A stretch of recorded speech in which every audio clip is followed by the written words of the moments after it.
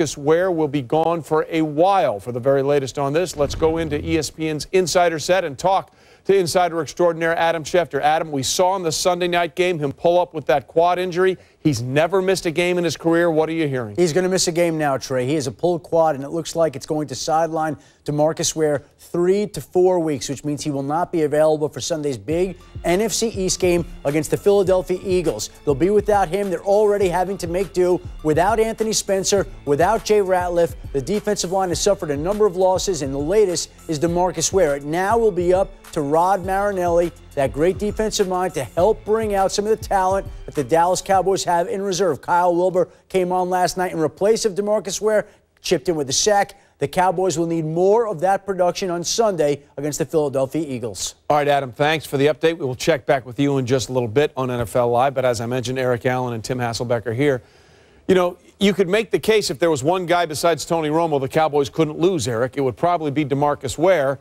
Yet somehow they found a way to win that game, and the defensive line did pretty well against the Redskins. But this is a devastating loss for this Cowboys. Oh, without a doubt. Monty Griffin has to find a way to get it done without the premier pass rusher. I mean, for the last 8-9 years, he's been the guy. He's just a dominating pass rusher, does an outstanding job of attacking offensive linemen, and then he frees up everyone else. And that's really the issue that Monty's going to have to deal with is how do they find a way to get that pass rush without the great Ware and have someone else kind of step up? And then what happens to that third and fourth pass rusher? Do they have the opportunity to get to the quarterback? Yeah. You have to game plan for him. That's the biggest key. And you said he hadn't missed a game in his career, and it kind of stopped me in my tracks to think about what a competitor this guy is. I mean, each and every Sunday, he brings it. Yeah. And you have to prepare for him. You have to literally game plan around the guy. He dictates where you slide your protection, what you do with your backs as they run their path out to their route. The same thing with the tight end. Same thing in the running game, because he's as good in the running game as he is in the passing game.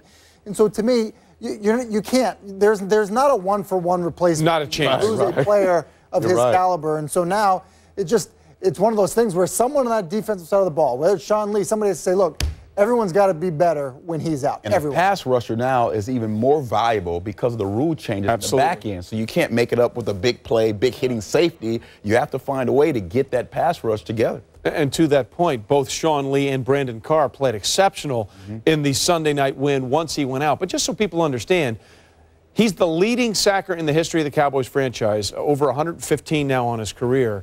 And to that point, he never missed a game. In 2009, there was a very scary incident with DeMarcus Ware playing the Chargers, landed right on his head in the back of another player, taken off on a stretcher. He came back and played the next week in New Orleans when the Saints were undefeated at the time, had 2 sacks, both of them strip sacks, handed the Saints their first loss of the year they went on to win the Super Bowl. That's the kind of player we're talking about. Yeah, without a doubt. I mean, that's a lot of equity in that locker room, too. The guys understand that he's going to be there each and every week, and you can count on that. I mean, that's difficult to replace. Well, let's face it didn't look good. I mean, when the injury happened, you know, he's rushing up the field, and he clearly comes up lame at that point, and immediately knew that he had to come out. And so if he's going to, in fact, miss some time, obviously significant injury based on his track record of showing up every Sunday. And also, this is a huge game coming up this Sunday in Philadelphia, first place on the line of the NFC East, and they won't have DeMarco Murray at running back either. We'll have more on that a little bit later. So that's what's ahead for the Dallas Cowboys.